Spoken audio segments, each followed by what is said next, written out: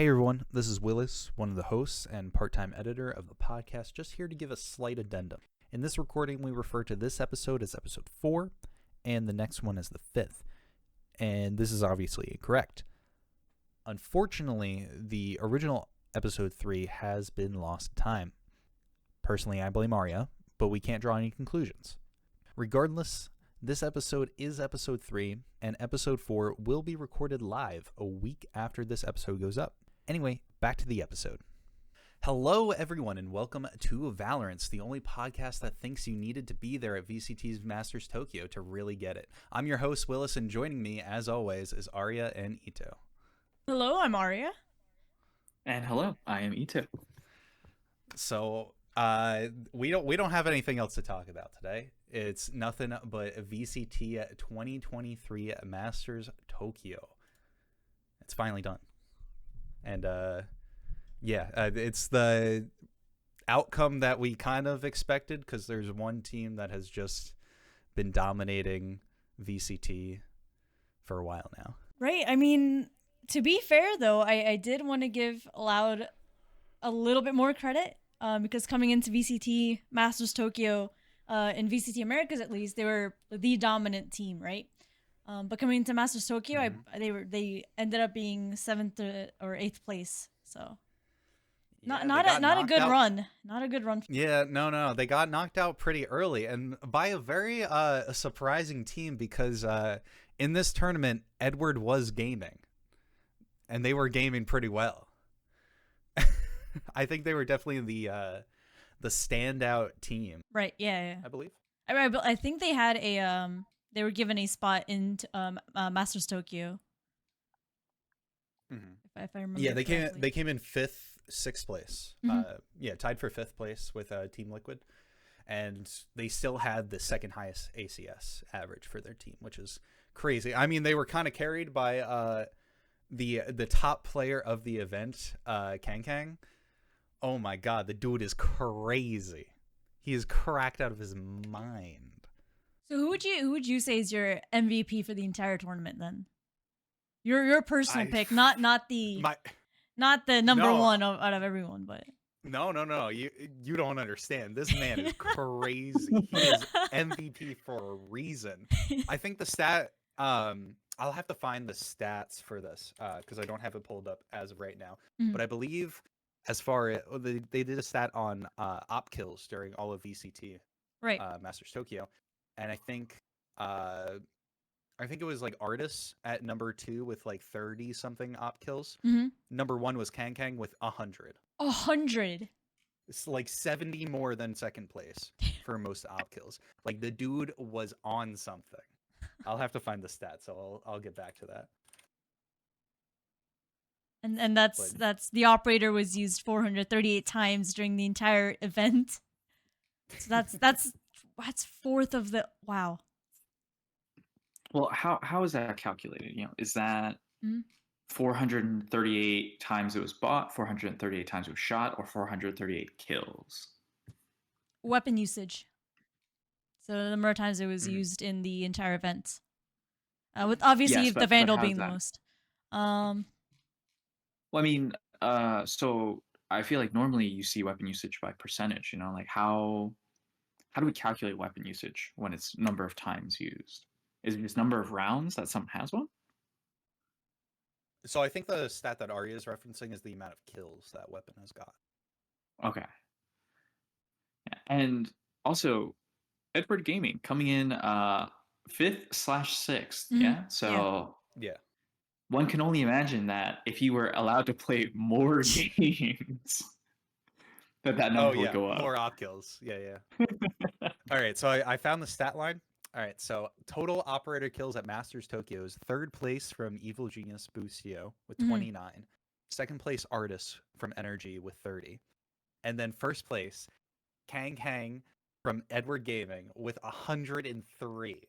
Let me add to that a little bit as well, Eyto. So Energy were 4th in the event, so they played more games than Edward Gaming, and yet EG were 2nd. Yeah. So Bustio had even more games than that. Yeah.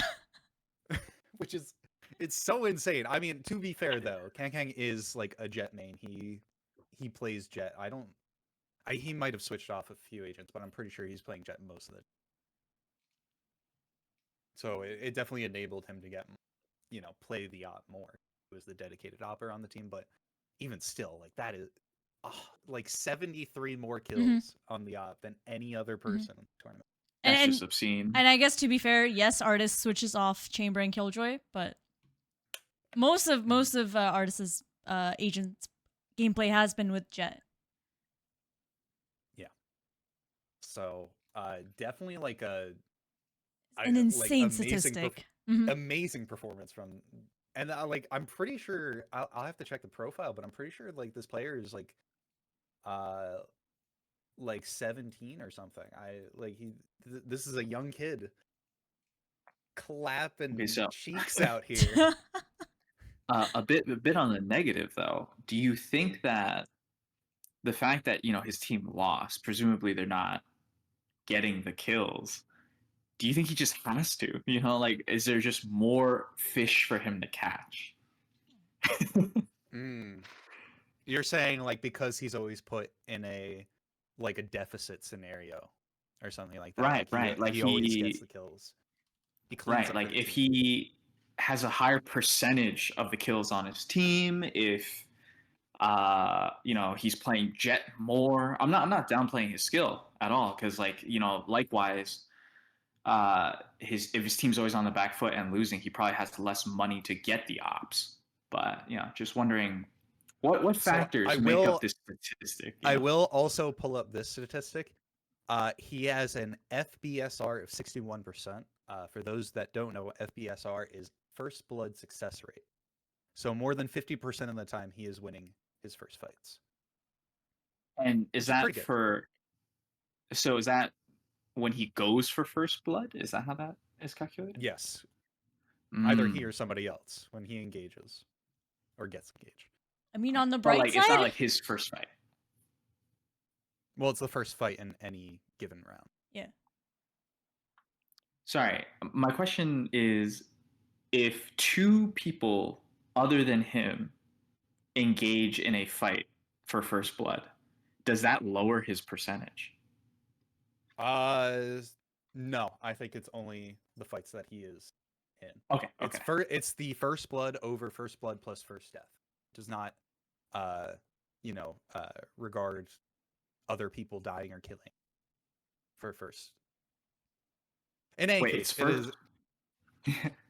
I'm saying it's more impressive, right? It's more impressive if it does include other people, because that means that not only is he seeking out, like, it's 50% of the time after he's seeking out first blood. That's fair. I'm saying he has a success rate of first bloods of like 68%, almost 70%, which is really good. I wish I had that percentage. What the hell?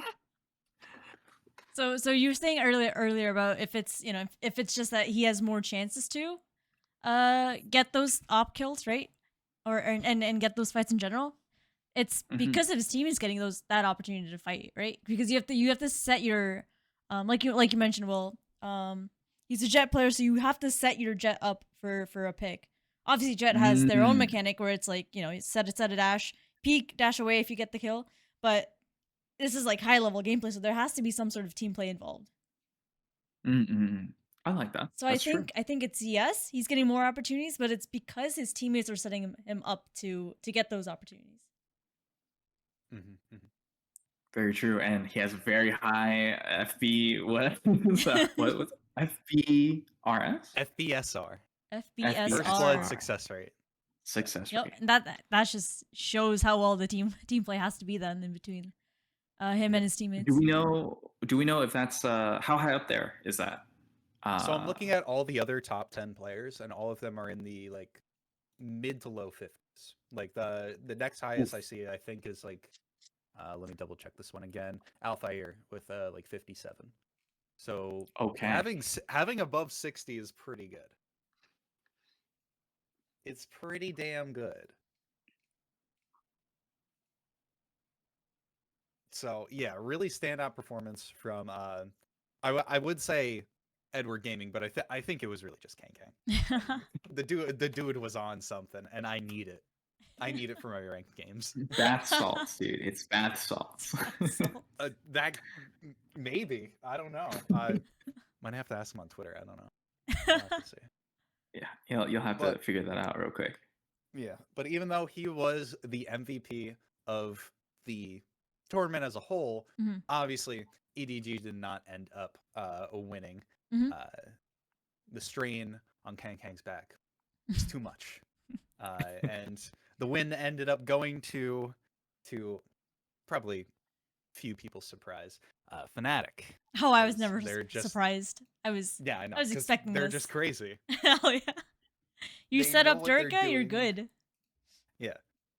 They're all frag machines, Mhm. clutch gods. Mhm. Their strats are crazy. They're cooking. Yeah, they've been cooking. They've been cooking for a while. Somebody needs to get them out of the kitchen. Someone Or leave stop them in that. there because I love watching their plays. Like this, I'm taking notes anytime they are on the live stream.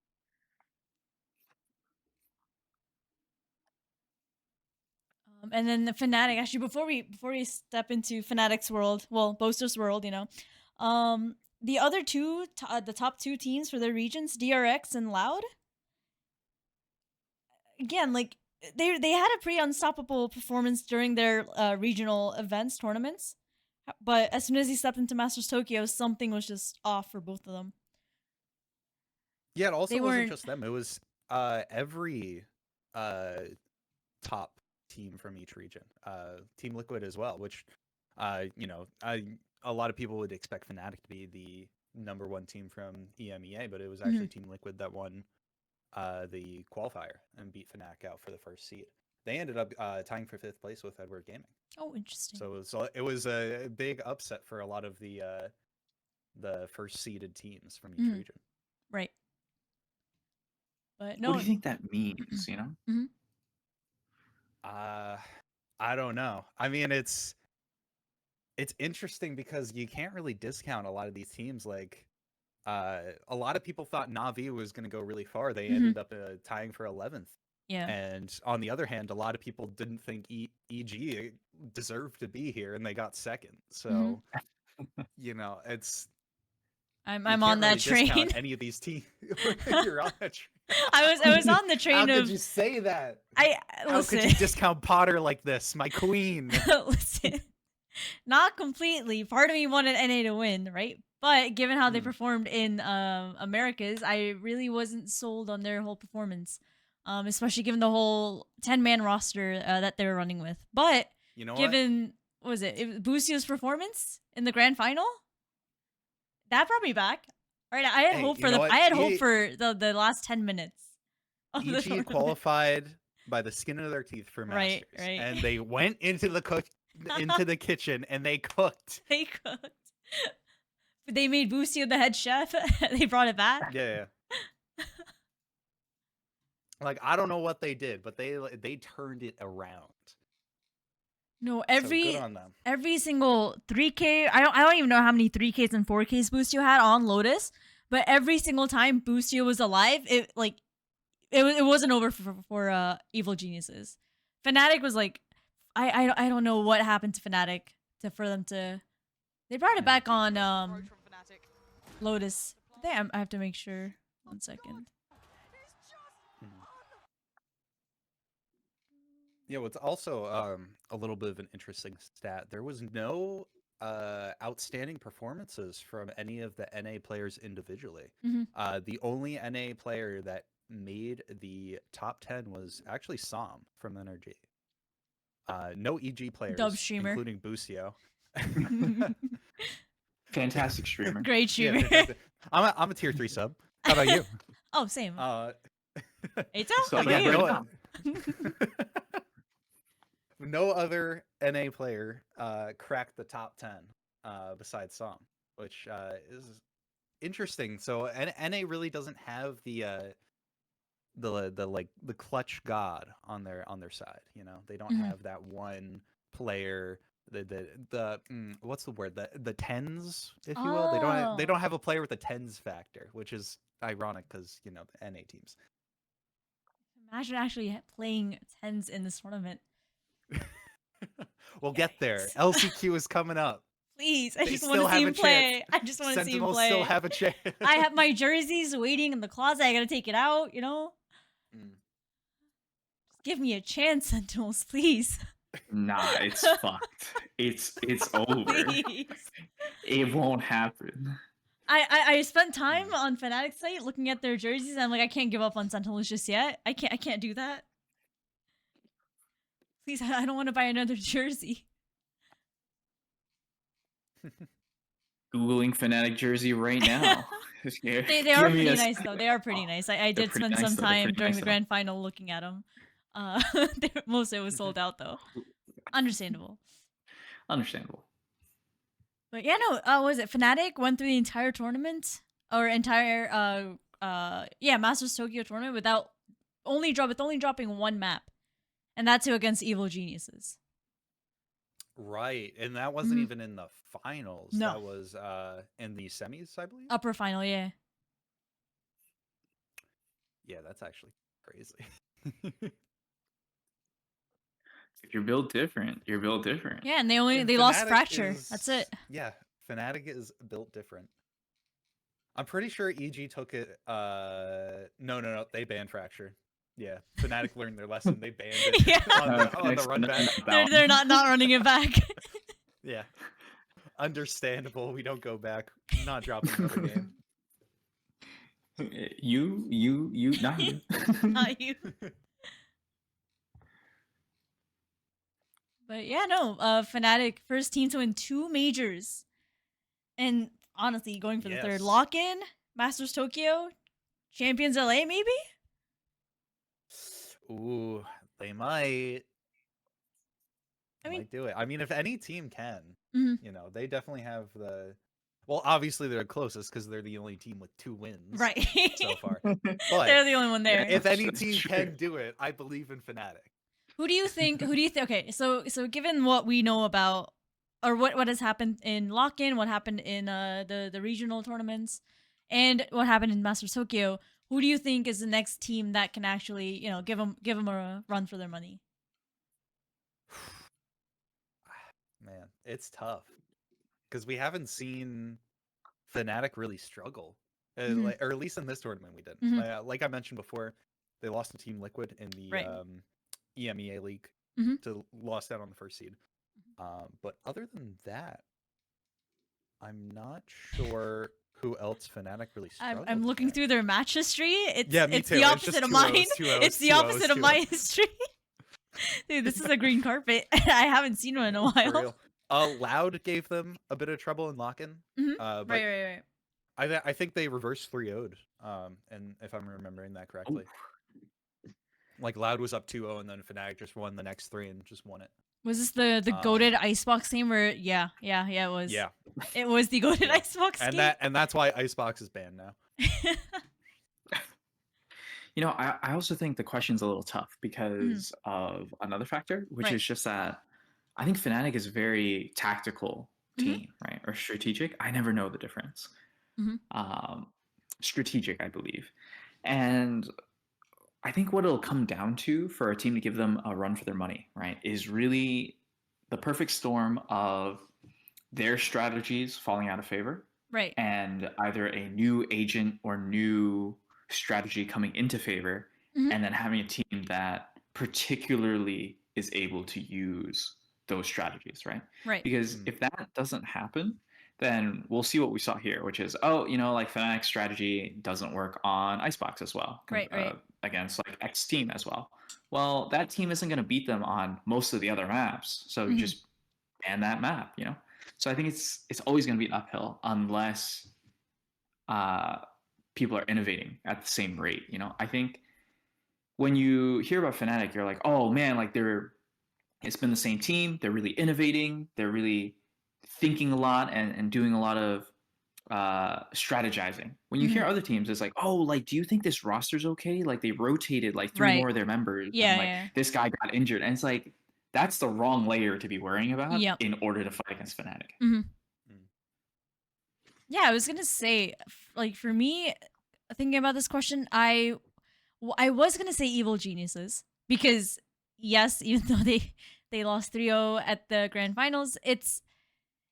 They were able to at least put up a fight against Fnatic, right? It wasn't like a 13-0, right? We it was know that they 13-8, at least 13-11. we know they at least have the strats Mhm. because none of their players crack the top 10 Right. of like the highest ACSs. So obviously they have some strats that work, Mhm. and they work well as a team.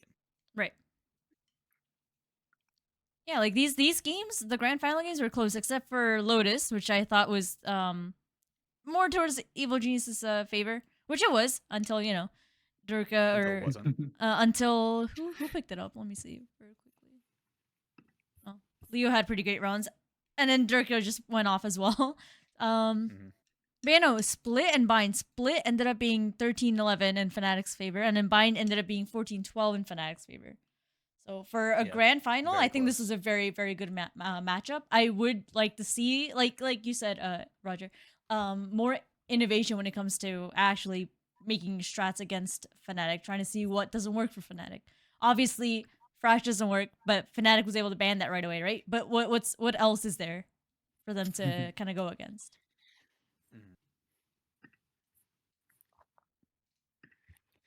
Yeah, and it's gonna be tough, right? Because they're so ahead of the curve, and it's an evolving game, and while everyone's playing catch up, they can just keep pushing the balance, right? Like in order to beat Fnatic, I feel like at this point you have to first study Fnatic, and then come up with a innovative strat that is different, right? We've seen teams try to straight up copy them, but they already have their own counter strats for their own strats. Yeah. It doesn't work. Yeah. And it's the most interesting part about Fnatic that I noticed was it's not just one person calling all the shots, right? Yes, they have an IGL, but it's not just Boaster making every single call. Like you'll see even in like the highlight reels and the clips, you'll see like Durka making calls.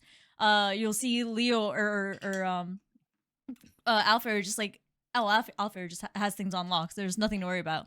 But you'll see other parts of other teammates kind of pick things up. You'll see their coach. What I think is it Fnatic? I don't remember exactly this, but there was some during one of the games they were talking about how I think this was Fnatic. Whenever Fnatic takes a break or takes a timeout, they win that round immediately. Oh, really? I didn't even notice that. And so it's like everybody's dialed in. Everyone's making the calls that they need to make during their game. So it's again, it's not just a singular player that's making every single call, right? And I thought that was really interesting coming from a top tier team, which it's like you should expect that, but when you see it work this many times and them having a green carpet, like it works. That's the surprising part. And I think like it really shows the caliber, right? Like all of them, not only do they know the strat, not only do they, if someone says, "Oh, let's do this strat," they can do it. They truly understand what goes into the strat, why you want to run the strat, right? Yeah. And that's what allows them to say, "Hey, for this one, I have this read," and because they can all kind of probably talk about it at a higher level, think about it at a higher level. It makes sense. When someone makes a call, if it doesn't make sense, you can't execute on it. Right. So it really shows that everyone understands deeply exactly what they're doing. Right. Particularly during lock-in, during that Icebox game that Fnatic took into overtime, all the clips that we saw were Durka making the calls. Durka was like, "Okay, I'm gonna sit up on in Nest, and I'm gonna look down mid, or I'm gonna go up top yellow and peek down B main." And it's just people having that freedom to take charge during the game, especially during like that. That was a stressful situation. How many rounds did they end up winning in a row? Let me check real quick. But yeah, no, they're playing a whole different game. Yeah, somebody's got to stop them. 1, 2, 3, 4, 5, 6, 7, 8, 9. 9 rounds in a row, I think. Yeah, and then they took it to OT. It's wild.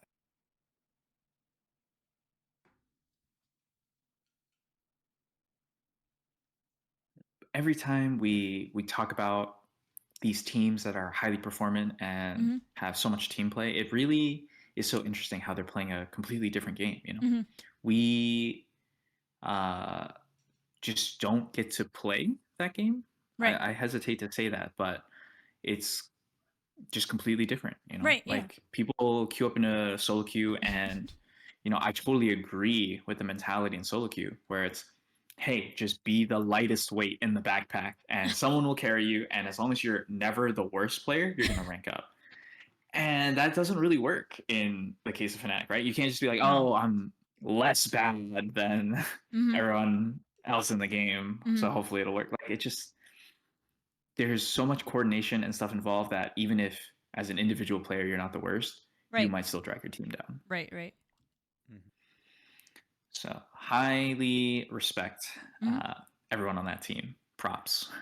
And there's a quote from Durka where apparently Durka didn't play Jet at all during this tournament, and he said he was kind of happy and that he wanted to win an event without playing Jet. So easy win for Durka there. Easy win. Yeah. It was not the jet buff that carried them. Mhm. It was the bald buff. It was the bald buff. And then Minnie also said that they don't need Durka to get 40 kills every game, which is what I think happened during that, like, the lock-in era. But in this tournament, everyone, like I said before, everyone was able to pull the weight that they needed to. Everyone stepped up, and yeah, it's a completely different game if Fnatic's playing it. Like having the guts to do that in a major tournament and just like, yeah, you know what? I don't need to play I don't want to my play main. Jet. Like screw you guys. I'm about to make a point here. Yeah. It's like, what? What are you on about, dude? Mhm. But hey, if you're goated, you're Giga goated. Chad. What a move. Yeah. But yeah, Fnatic took it. They are the GOATs. They have a secured spot for champions, and they're probably going to win that too.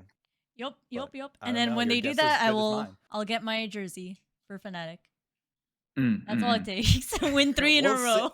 We'll see though. NA is starting to pick up steam. We got Kang in the Pacific. He's just taking names and clapping cheeks. So taking cheeks and clapping names. Clapping names. But and he's all out of names. Truly, no more names left. The only sad stat that I wish we didn't have to see was the 0% pick rate on Yoru across all maps. At Masters Tokyo. At Tokyo too. Where was Paper Rex? Why didn't they lock in the Where Yoru was like Paper they did Rex? before? Yeah, where did they end up? They ended 4th, I think. Yeah. Maybe for a reason, Where's the Euro? Where's the Yoru? Oh no, they Paper Rex ended 3rd place. 3rd, okay, yeah.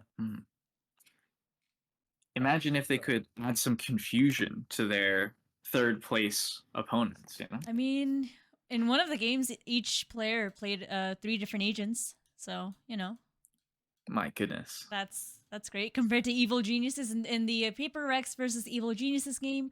Every single player from Paper Rex played at least 3 different agents, whereas for Evil Geniuses, they played at least 2 different agents. So a lot of comp variability, a lot of you have to be very comfortable with a lot of different agents. In terms of role swapping, Forsaken went from Cypher to Neon/Jet. CGRS though. Yeah, he went from Breach to Gecko to Sky to KJ to Fade. Yeah, KJ's an initiator if you squint your eyes hard enough. Yeah. If you keep squinting, eventually you'll close your eyes. Swing off the turret. I'm about to place a turret around the corner. Dude, swing off it, guys. That's what I tell everyone that wants to play KJ. Just your turret is your 6th man. Just swing off them. It's easy.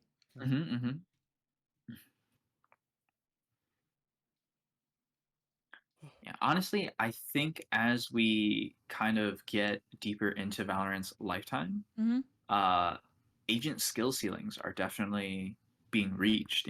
I think that this really shows that. Obviously, in any game, the pros should be able to play any agent that's good.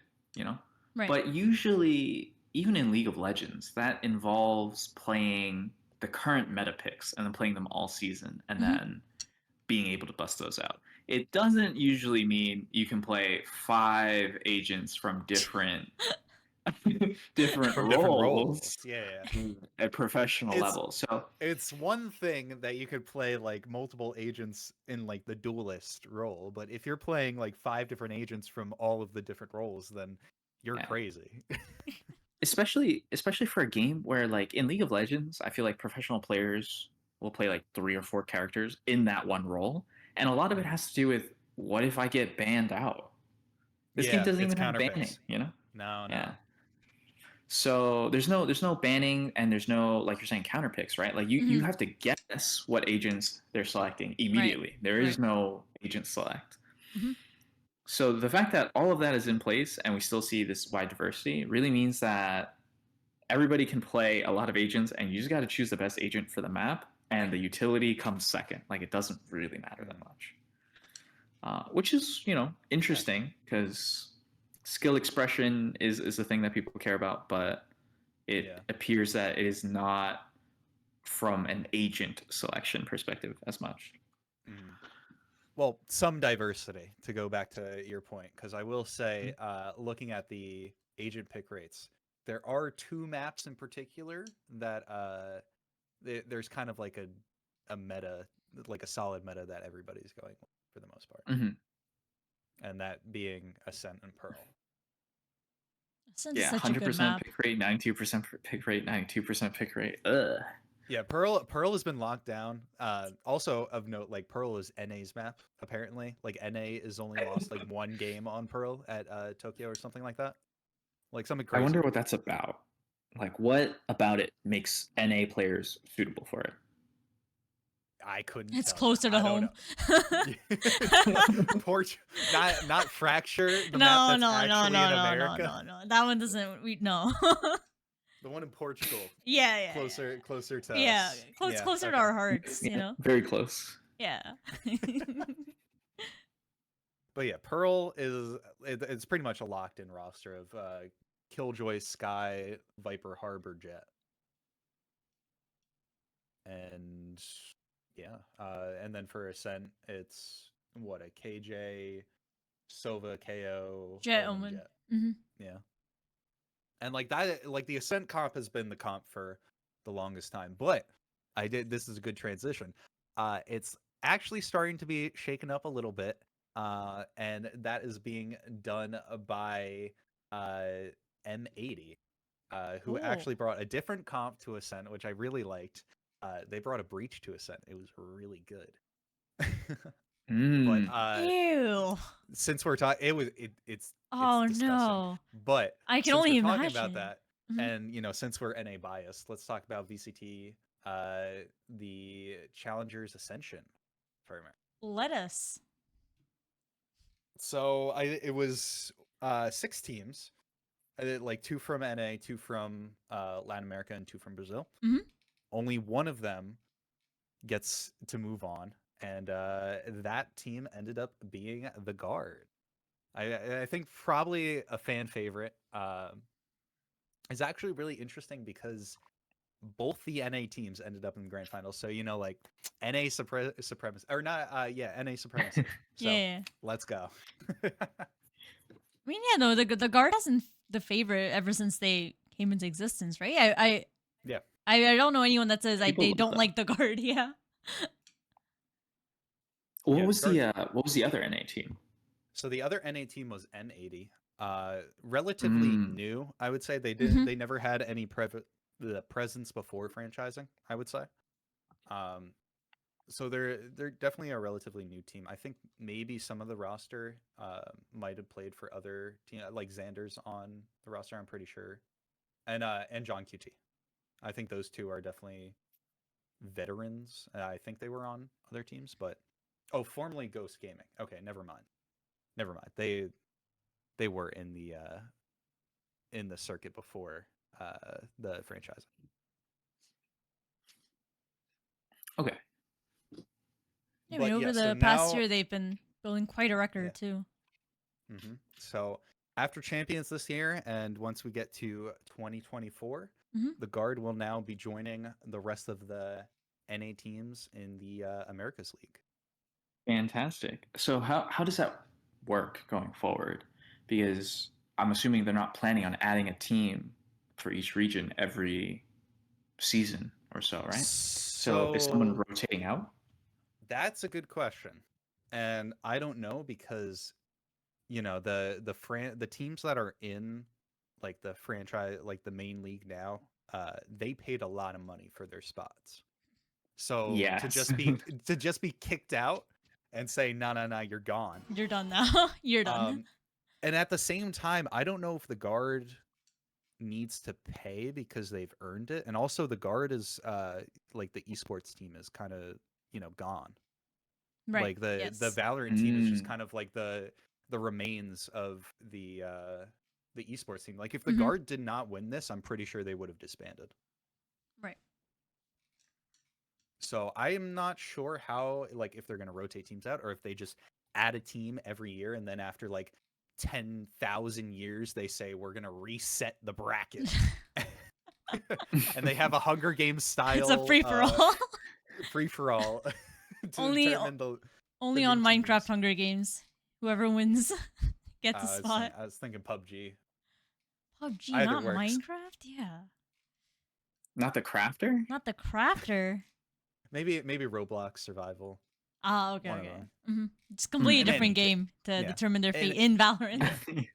the other True. interesting thing that I think is how they're going to do it is I think I just pieced this together. I might be wrong though. So let me go off. So Go by off, King. winning Ascension for 2023, the guard has secured their spot for 2024 and 2025 specifically. That's what it says. So I think after 2025 they rotate back down. I think that's what Okay. happens. So next year, 2024, there's going to be another like lower level circuit, and then Ascension, whoever wins that, gets for 2025, 2026. So there'll always be one team rotating in and one team rotating, at least from after 2 years. Okay. Okay. At least that's what I'm gathering from this, since it specifies the guard is going to be in the Americas League for those 2 years. So, and then on the other side, is franchising over? Like, let's say the guard gets really big and popular, and they make a really big name for themselves. Do I they think still they have to would. fight for their? I think they would have to buy the spot because Y- the other spots are paid for. Yes, So but one of the the other spots teams. are numbered, correct? No, they're not numbered. I Oh, don't they're think not. so. No, they're Oh, not like okay. ranked. So anyone could come in. Yes, but is there a limited number of spots that you can buy from? Oh, Yes, like spots per region. I think the teams that are in now are the spots that you can buy. Mhm. So Yes. So would it I be don't. an auction?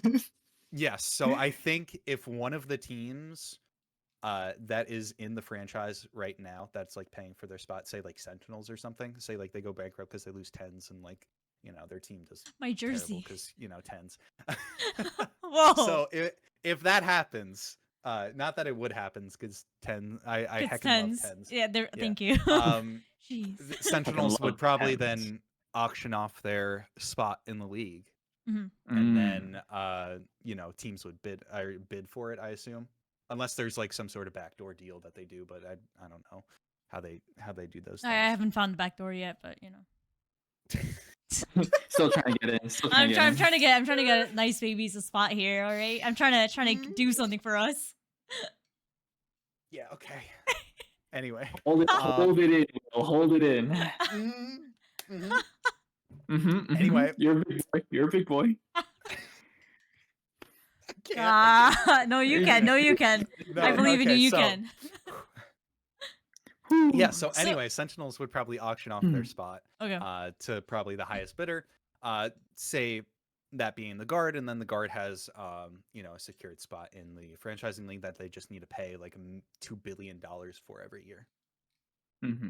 Although, but the guard wouldn't actually be able to do that because they're not really an organization anymore. And also they would have the secured spot for 2 years, so it doesn't really make sense to buy a spot.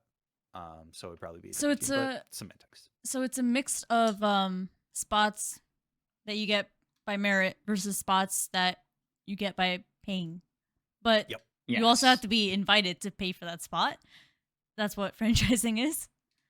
I guess In a so. way. I don't really know how it initially worked with like Mhm. invites or just like Valorant contacting all the teams and saying like, "Hey, we want Right. $3 billion for a spot. If you want to spot in this tournament, you better pony up." You better. And like some teams like got back instantly, be like, "Done. Here's my credit card information." Some teams were just like, I mean, we aren't don't have these enough money.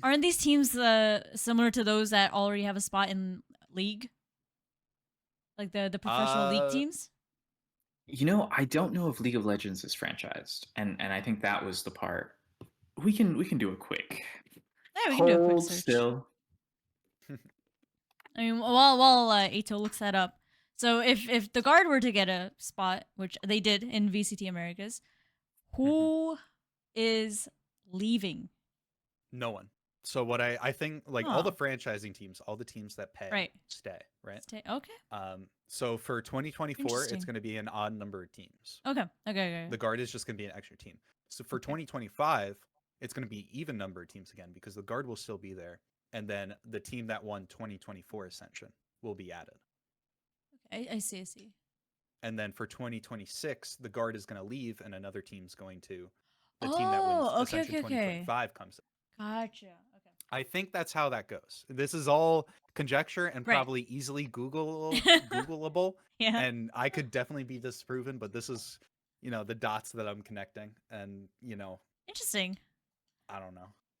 I thought it would be cool if like the teams that win Ascension would, basically fight for that last spot in Americas, and whoever didn't perform or whatever team didn't perform well during that season kind of have to fight for it. Like they actually have to put up good numbers, otherwise they're out. See, like that would I be feel like they hella would do competitive. that they would do that if the spots weren't already paid for. Right. Yeah, like see, that's why I was money. confused.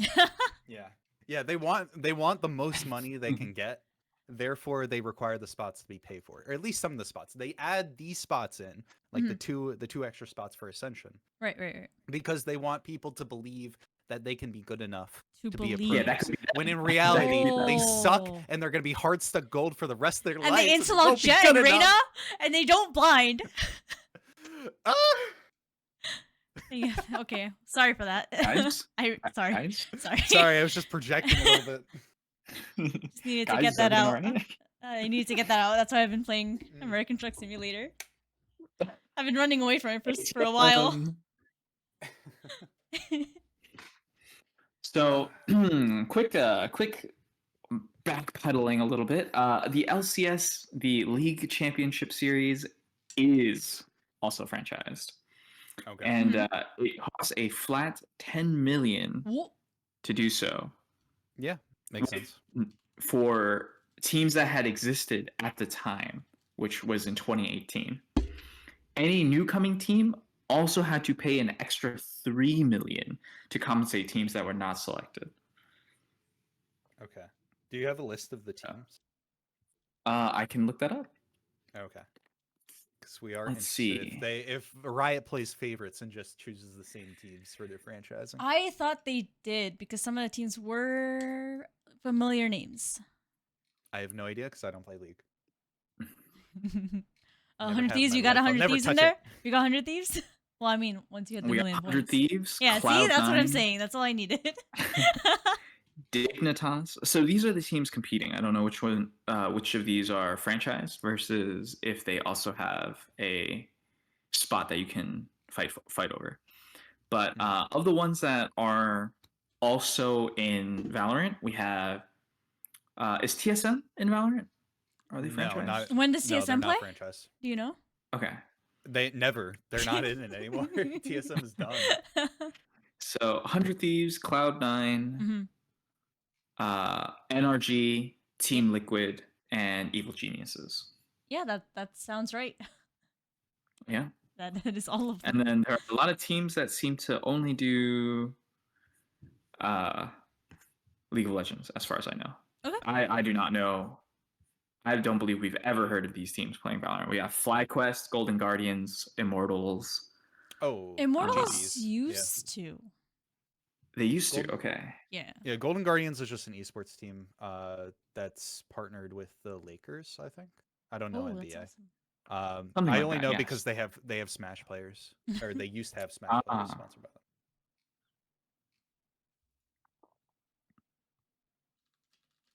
But yeah, franchising, Ascension, Masters Tokyo, money. Yeah, a lot of money. It takes a lot of money to be good at Valorant. Apparently, huh? Apparently. Yeah. Well, All right. sorry. It takes a lot of money to be in Valorant. It takes a lot of Who knows if they're good? brain cells to play Valorant. Yep. All right. Well, I think that pretty much covers it for the episode. I think next time we come back together, we have a new agent to talk about. She's been out for like a week and a half, 2 weeks now. Yep. And she's definitely there. But She's maybe so we'll good. have more to talk. I'll save all my thoughts for next Yeah, time, maybe- but I've had so much yeah. fun playing her. Yeah, but anyway, thank you so much for listening to episode 4 of VALORANTS. This one was not recorded live because we didn't want to. We're trying something so, new. Yeah, deal with it. Infrequently. But you can find us the usual places: Spotify. We might be on iTunes now. I don't know. We'll figure that out at some point. If we're not now, we might be in the future. Yeah, by the time you're listening to this, we might be. Go check right now. Go we might be check. there. And then we're also on YouTube. All the VODs with visual stuff, except for this one, will be on the channel that you can go check out. Put in the background, podcast to study to, if you so choose. But that'll be it for today's episode. We will see you all back here for episode 5. Peace.